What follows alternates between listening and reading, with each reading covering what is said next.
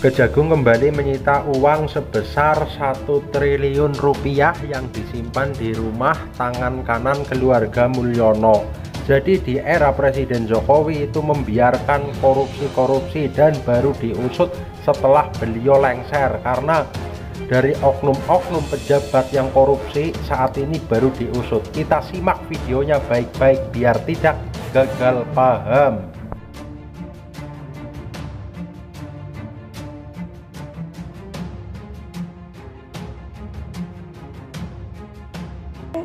Kalau kita lihat adanya uang senilai 1 triliun rupiah ini, bagaimana proses untuk penelusuran asal-muasal uang ini, termasuk aliran dananya? Satu, yang pertama kita harus kasih catatan ya, bahwa kasus ini sebenarnya menunjukkan betapa kekuasaan kehakiman kita masih banyak jual beli di dalamnya, masih banyak permainan di dalamnya. Walaupun pada saat yang sama pengungkapan ini menjadi menarik. Dari mana asal-usulnya? Karena kalau dikaitkan dengan kasus Ronald Tanur, saya kira tidak sebesar itu yang dibicarakan maupun yang diperjanjikan gitu. Nah, maka menarik untuk melihat bagaimana proses kejaksaan melakukan penangkapan ini, pengungkapan perkara ini. Proses-proses yang menolak proses pengungkapannya oleh Kejaksaan Agung ya. Tapi kalau kita lihat, kan yang bisa disangkakan secara langsung berkaitan dengan perkara korupsi tentu saja jumlah uang yang dijanjikan ke Ronald Tanur. Nah, selebihnya itu pasti menjadi catatan. Artinya begini, artinya dibutuhkan cara berpikirnya Kejaksaan Agung harus dibarengin sama apakah ada laporan serupa berkaitan dengan ini selama ini.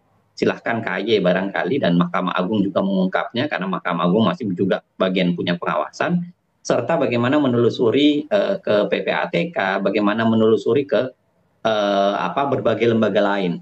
Kekuasaan punya kewenangan dalam kaitan yang bisa bekerja dalam penelusuran uang ini. Tapi yang paling penting menurut saya sebenarnya adalah ini adalah gambaran potret sesungguhnya dari sebuah penegakan hukum kita. Bisa dibayangkan akumulasi dari 1 triliun itu, kalau dirata-ratakan saja misalnya seperti dalam kasus Ronald Tanur yang dibicarakan 5 sampai 10 miliar ada pembicaraan itu, misalnya dirata-ratakan dengan semua kasus, berarti kurang lebih ada berapa ratus ya, atau ada berapa ribu sebenarnya perkara yang dimainkan, yang dikerjakan oleh orang yang dicurigai dilakukan oleh oknum tersebut. Nah, maksud saya adalah lagi-lagi jangan sampai terpaku pada ke Ronald Tanur saja. Karena kan itu kalau terpaku ke Ronald Tanur, bahayanya adalah dengan seketika bisa banyak perdebatan berkaitan dengan hukum acara, berkaitan dengan proses pengungkapan, berkaitan dengan bagaimana jaksa mengerjakan kasus itu. Ya, karena tentu ada perdebatan secara mekanisme penggeledahan, lalu kemudian penahanan atau penanganan tersangka, ada banyak perdebatan situ. Tapi sekarang kita harus berpikir di belakangnya. Berpikir di belakangnya itu yang saya bilang tadi, harus dikembangkan dengan melibatkan semua sektor, melibatkan semua kelembagaan, karena saya kira ini bukan hanya sekedar berkaitan dengan Kejaksaan Agung saja. Ini berkaitan dengan KPK, kepolisian, PPATK, berkaitan dengan Mahkamah Agung, berkaitan dengan KY.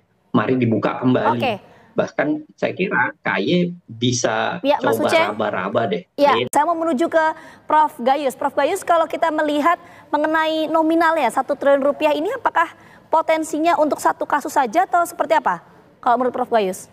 Ya, tentu saya tidak bisa membayangkan bagaimana jumlah sekian ini untuk sebuah keperluan yang merusak tatanan peradilan. Saya lebih berpendapat untuk kita membenahi atau melakukan pembenahan di dunia peradilan. Ini lebih penting bagi saya, karena kalau apa yang kita akan bayangkan, ini satu integrated criminal justice system. Ini sangat luas kaitan-kaitannya, tetapi saya tidak fokus kepada pelaku yang memperantarain masalah ini. Saya lebih fokus pada hakim. Karena bagi saya penyidik boleh salah, penuntut umum boleh salah, tapi hakim tidak boleh salah. Termasuk tidak boleh menerima iming-iming dan sebagainya oleh semua pihak. Ini kebetulan diindikasikan seorang mantan pejabat Mahkamah Agung. Tukang parkir di Mahkamah Agung pun pernah diberitakan juga bisa menjadi perantara. Artinya apa? Mari kita benahi bagaimana pembenahan kepada dunia peradilan. Saya berpendapat bahwa hakim itu sebenarnya satu sosok pejabat negara yang mempunyai tanggung jawab dan kewenangan untuk menghukum orang. Nah, di sini persoalannya, sehingga kalau carut marut ini sudah ramai. Ya, kemudian terakhir saya pensiun, saya masih menyurat kepada Presiden Jokowi ketika itu menanyakan bagaimana pandangan saya mengenai kita harus membenahi peradilan, dan surat saya diteruskan pada Pak Menko Polhukam Pak Mahfud. Saya ketemu 2 jam membahas ini. Perlu Presiden sebagai kepala negara itu memperhatikan kondisi hukum yang semakin sangat marut di pengadilan untuk mulai pembenahan, malah pembersihan di semua pengadilan. Dari PN itu cukup ketua dan wakil ketua, PT pun demikian, sehingga terlalu banyak, MA itu 10 orang. Baik. Itu dilakukan pemisahan, yang masih baik dipertahankan, yang buruk diganti. Kemudian putusannya dilakukan eksaminasi yang merupakan upaya hukum yang bisa menganulir putusan, sehingga korban itu terwakili melalui upaya ini. Nah, itu sudah saya cuapkan. Kemudian Mahkamah Agung sendiri kalau kita urutkan dari tahun 2016 itu sudah membuat peraturan Mahkamah Agung nomor 89 yang isinya pengawasan dan pembinaan atasan langsung dari perkara itu. Kemudian diterbitkan maklumat atas bagaimana pihak-pihak terkait samping ke atas pimpinan. Kemudian terbit lagi Perma nomor 1 tahun 2020 mengenai petunjuk atas pidana yang dijatuhkan, yang saya lihat berat sekali itu. Kalau sampai 10 miliar saja sudah seumur hidup menurut maklumat menurut Perma 1 itu.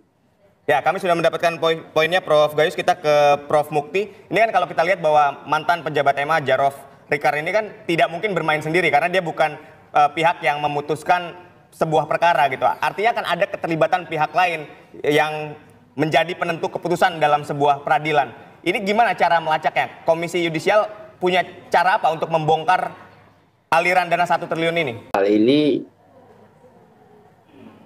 tidak begitu mengagetkan bagi Komisi Yudisial. Kenapa? Karena sebelumnya sudah ada kasus OTT juga waktu itu Hakim Agung yang ditangani oleh KPK, dan kita kemudian melakukan koordinasi, dan di sana memang ada mapping gitu ya, ada mapping mengenai jalur-jalur tentang mafia peradilan itu tadi.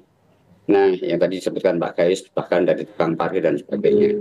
Nah, ini memang kemudian tidak mudah untuk menangani kasus tersebut ya, tapi bahwa itu adalah satu hal yang tidak mungkin dilakukan oleh seorang ZR saja, tetapi pasti akan berkoordinasi atau bekerja sama dengan pihak-pihak yang lain, karena polanya adalah hubungan pola hubungannya kan tidak bisa langsung juga.